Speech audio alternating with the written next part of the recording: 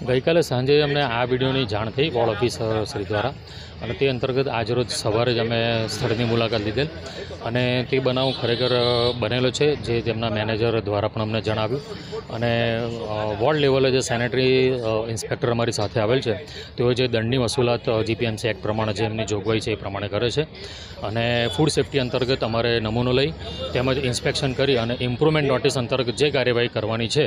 તે હવે કાર્યવાહી ચાલુ છે અને આજરોજ અમે નમૂનો લીધા પછી દુકાન પણ અમે ક્લોઝ કરાવીશું અને ઇમ્પ્રુવમેન્ટ નોટિસ આધારે જે અમારા પેરામીટર્સ છે તેમનું ફૂલફિલ થશે ત્યારબાદ જ તેમની અરજી લઈ અને ફરી ઇન્સ્પેક્શન કરીને જો એ ફૂલફિલ થયા છે તો તેમને શોપ ઓપન કરવાની પરમિશન આપવામાં. મિસ્ટર પફના જે જુદા જુદા આઉટલેટ છે એટલે એ જુદા જુદા આઉટલેટ અંતર્ગત એમના લાયસન્સ પણ જુદા જુદા હોય છે તો તે અંતર્ગત અમારે એમની ફર્મને તો અમે જાણ કરીએ છીએ પણ જે રિટેલ આઉટલેટ છે જે ફર્મ અલગ છે તેઓને અમારે ફર્સ્ટ ટાઈમ ઇમ્પ્રુવમેન્ટ નોટિસ આપી અને એમને જાણ કરવાની છે અને ફરીવાર જો આ જ જગ્યાએ આ વસ્તુની બનાવ ફરી બનશે તો તે અંતર્ગત જે FSSAI મુજબ જે આગળની કાર્યવાહી છે એ પણ કરવા. એ વોર્ડ ઓફિસર જે કમિશનર સાહેબની સૂચના આધારે જે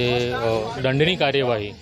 જે સ્થળ પર કરવાની હોય છે એ ફૂડ સેફ્ટી અંતર્ગત થઈ શકતી નથી અને જે સેનેટરી